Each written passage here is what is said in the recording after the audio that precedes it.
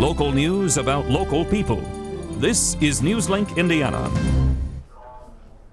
Hello and thanks for joining us on newslinkindiana.com for Wednesday, January 18th, 2006. I'm Abby Walton.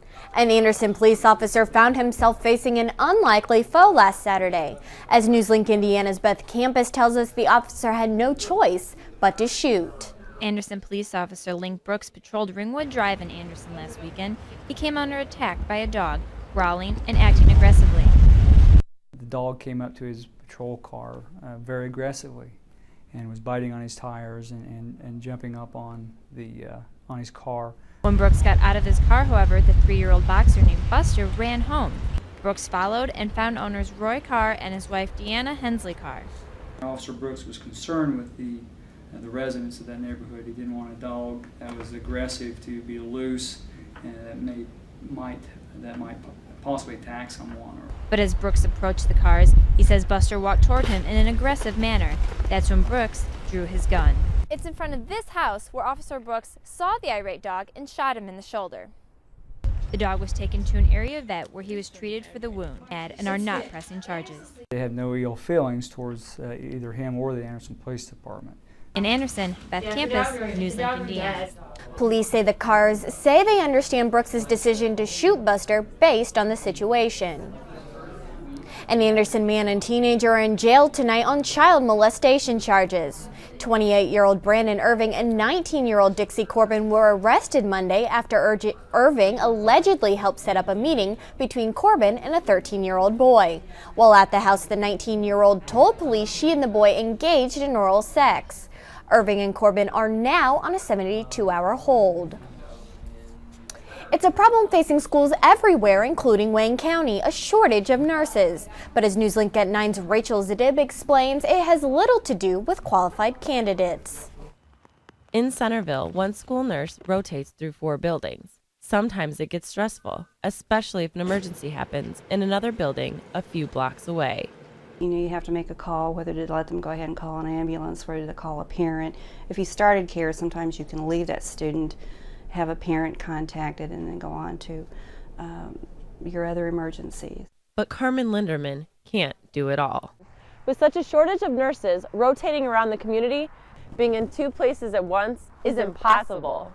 You just wish you could do more. It's just the days are so busy, you don't have room to do more.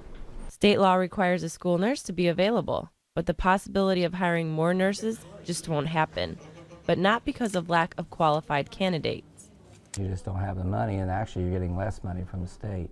Linderman says secretaries provide the most help by keeping patients calm and doing work until she gets there.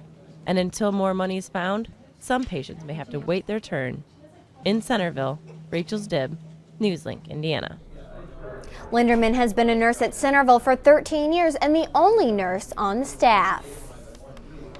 Unsolicited faxes might not litter your inbox much longer. Attorney General Steve Carter is supporting a bill to outlaw them. The proposal, similar to the Do Not Call list, would protect Hoosiers from receiving unsolicited sale faxes. Penalties could be as high as $1,500 per violation. The bill passed out of a committee and is now being considered by the House. Now here's Jennifer Carter with, East Central Indiana residents awoke to find cars and streets covered in snow, which proved to be a problem for commuters during this morning's rush hour. According to the Delaware County Sheriff's Department, 19 accidents and slide-offs happened before 10 a.m. County highway officials say a combination of rain and snow overnight made for slick roads. Crews were out by 7 to salt the streets. Muncie resident Zach Hamlin experienced the conditions firsthand when he tried to avoid a car that stopped suddenly. But with the congestion, cars, class, and everything, one person slams on their brakes, it's a chain reaction pretty much.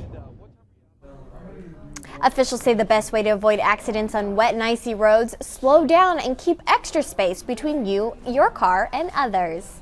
And now here's Jennifer Cook with a look at our weather. And Jennifer, people were definitely having to pull the heavy coats out of the closet today. They were, and you know what? Temperatures yesterday were in the 50s to start out the day, and then they fell throughout the day yesterday.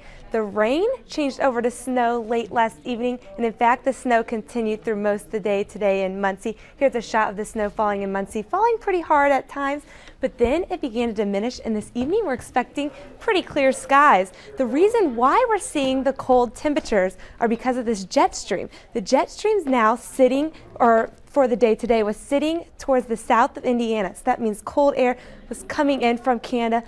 But watch where the jet stream goes. It's slowly going to go back towards the north. So that means another round of mild air is going to be in place for the day tomorrow. Overnight lows this evening, expect 29 degrees in Hartford City, 30 in Muncie, and 32 in Anderson. And for the day tomorrow, temperatures are going to warm into the upper 40s. 47 Muncie, 46 Hartford City, and 48 in Newcastle. We're going to see these warm temperatures, but there are going to be changes on the way. Tomorrow morning at 7 a.m., could see a few showers, but really we just have a slight chance for a couple spotty showers, so the sun's going to be out through most of the day tomorrow. Then we're going to see the clouds begin to increase and our rain chances begin to increase as we go throughout the day on Friday. Friday morning, rain showers already in place. So most of the day on Friday, there's a good chance for some precipitation. It's all because of this cold front sitting right through the middle of the state. As it slowly begins to move towards the east, we're going to see even more rainfall as another area of low pressure continues to move into the area. So more rainfall for the day on Saturday. But Saturday afternoon, the sun's going to come back out, and it's all because of this high pressure system that's going to move in from the west. But tonight, expect mostly cloudy skies. There is a chance for patchy fog to develop late because of that snowpack on the ground, the clearing skies, and the cool temperatures. So be careful on your morning commute tomorrow morning. 30 degrees is the low for this evening. For the day tomorrow, a warm day, 47 degrees, a mix of sun and clouds, but keep in mind there is a chance for a spotty shower tomorrow afternoon, and the 5-day forecast is going to show a lot of rain. Friday, rain, 49 degrees. Saturday, more rain, 48 degrees. For the day on Sunday, we're going to clear out. The temperatures are going to fall, 39 degrees for the day on Sunday. Then more rain's going to move in for Monday. So it's really been an up and down weather pattern. A few warm days, a few cold days, rain, sun. Well, at least it looks like now we're going to get a little bit more warm weather before it goes back into cold again. But bad news. February looks like it's going to be a cold one. Oh, well, thanks, Jennifer. And the results are in a Ball State University-based study shows there is a difference between private and public education when it comes to college performance. Newslink Indiana's Tiffany Schreier explains. College students who come from a parochial school background do better, according to research by Ball State University professor John Horowitz. Religious high schools had a very slightly higher GPA than the public schools. Horowitz says the difference is most significant in the first and second year college students.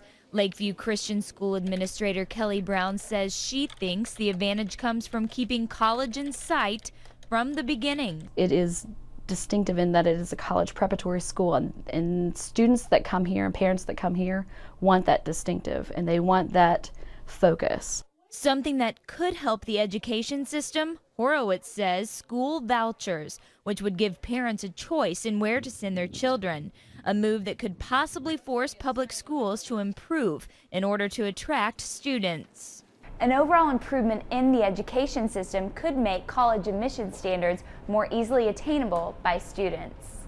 Horowitz says increased competition could trigger those improvements. People do better when they're competing with others. In Muncie, Tiffany Schreier, Newslink, Indiana. For more information on Horowitz's study, call 765-285-1436. And that's all for NewslinkIndiana.com. Join us for more news tomorrow, right here.